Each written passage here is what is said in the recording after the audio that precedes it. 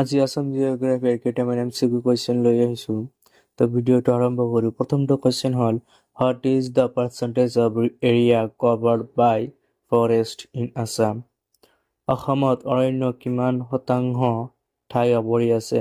Option কেইটা হ'ল 31.22%, 32.22%, এফেৰ 33.21%, এফেৰ 34.21%। শুদ্ধটো হ'ব অপশ্যন ডি, 34.21% অৰণ্য অসমৰ ঠাই আৱৰি আছে।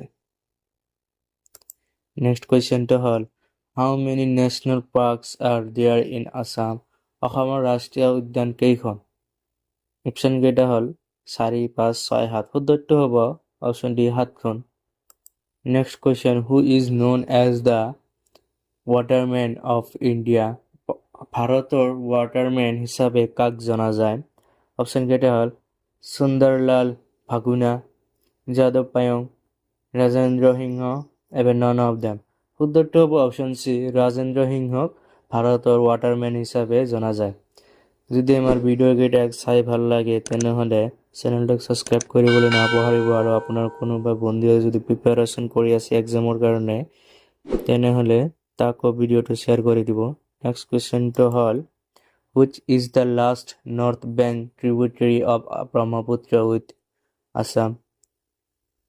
অসমৰ ভিতৰত ব্ৰহ্মপুত্ৰৰ অন্তিম উত্তৰী উপনদীৰ নাম কি? অপশ্যন কেইটা হ'ল মানাস, সৰলভাঙ্গা, গদাধৰ, এবাৰ শনকোষ। শুদ্ধটো হ'ব অপশ্যন ডি, শনকোষ। অসমৰ ভিতৰত ব্ৰহ্মপুত্ৰৰ অন্তিম উত্তৰী উপনদী। নেক্সট কুৱেশ্যনটো হ'ল, name of Brahmaputra after entering Bangladesh? বাংলাদেশত প্ৰৱেশ কৰাৰ পিছত ব্ৰহ্মপুত্ৰ কি নামেৰে জনা যায়? অপশ্যন কেইটা হ'ল যমুনা, পদ্মা, মেঘনা, এফে সুৰমা। শুদ্ধটো হ'ব অপশ্যন এ, যমুনা নামেৰে জনা যায় বাংলাদেশক আমাৰ ব্ৰহ্মপুত্ৰক। নেক্সট কুৱেশ্যনটো হ'ল, ইন হুইচ ডিষ্ট্ৰিক্ট গৰমপানী wild life century in located?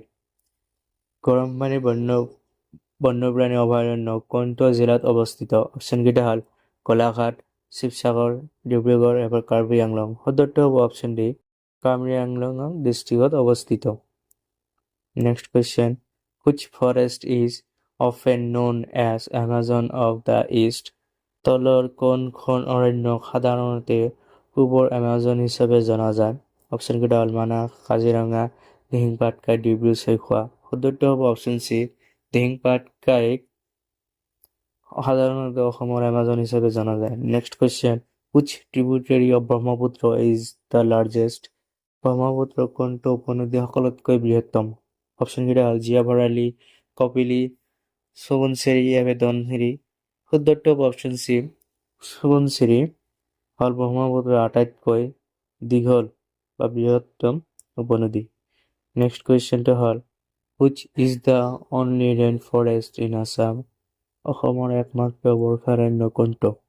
Option কেইটা হ'ল সোণাই ৰূপাই, লাৱাখোৱা, দিহিং পাটকাই, এবাৰ বুঢ়া চাপৰি। শুদ্ধটো হ'ব অপশ্যন চি, দিহিং পাটকাই অসমৰ একমাত্ৰ বৰ্ষাৰণ্য। নেক্সট কুৱেশ্যনটো হ'ল, Chipko movement started in which ইয়াৰ? চিপকো আন্দোলন কোন চনত আৰম্ভ হয়? অপশ্যন কেইটা হ'ল 1972 চন, এবাৰ 1973 চন, 1974 চন, এবাৰ 1977 চন। শুদ্ধটো হ'ব অপশ্যন বি, 1973 চনত চিপকো আন্দোলনটো আৰম্ভ হৈছিল। নেক্সট কুৱেশ্যনটো হ'ল, gibbon wild life century is located at? Gibbon বন্যপ্ৰাণী অভয়াৰণ্য ক'ত অৱস্থিত? অপশ্যন কেইটা হ'ল চিৰাং, ডিব্ৰুগড়, কোকৰাঝাৰ, যোৰহাট। শুদ্ধটো হ'ব অপশ্যন ডি, যোৰহাটত অৱস্থিত গিবন বন্যপ্ৰাণী অভয়াৰণ্যটো। নেক্সট কুৱেশ্যনটো হ'ল, হুইচ ৰিভাৰ ফ্ল'জ নিয়াৰ ওৰাং নেশ্যনেল পাৰ্ক?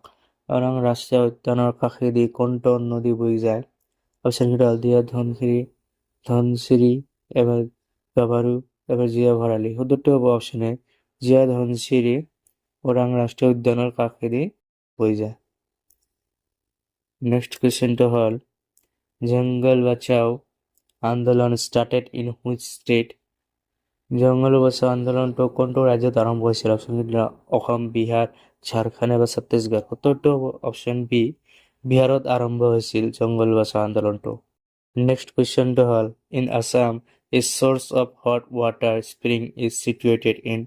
অসমত গৰম পানীৰ উৎসৰ এটা উৎস তলৰ ক'ত অৱস্থিত? অপশ্যন কেইটা নাম্বৰ ৰিজাৰ্ভ ফৰেষ্ট, এফ এ পাচিৰামকুণ্ডা, এফ এ ওৰাং ৱাইল্ড লাইফ চেঞ্চুৰী, এফ এ মানাস নেশ্যনেল পাৰ্ক। শুদ্ধটো হ'ব অপশ্যন এ নাম্বৰ ৰিজাৰ্ভ ফৰেষ্টত গৰম পানীৰ এটা উৎস।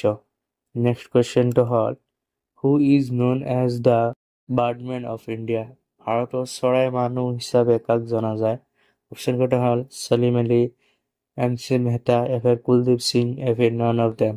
শুদ্ধটো হ'ব অপশ্যন এ সলিম আলীক ভাৰতৰ চৰাই মানুহ হিচাপে জনা যায়। আজিৰ কাৰণে এইখিনিয়ে।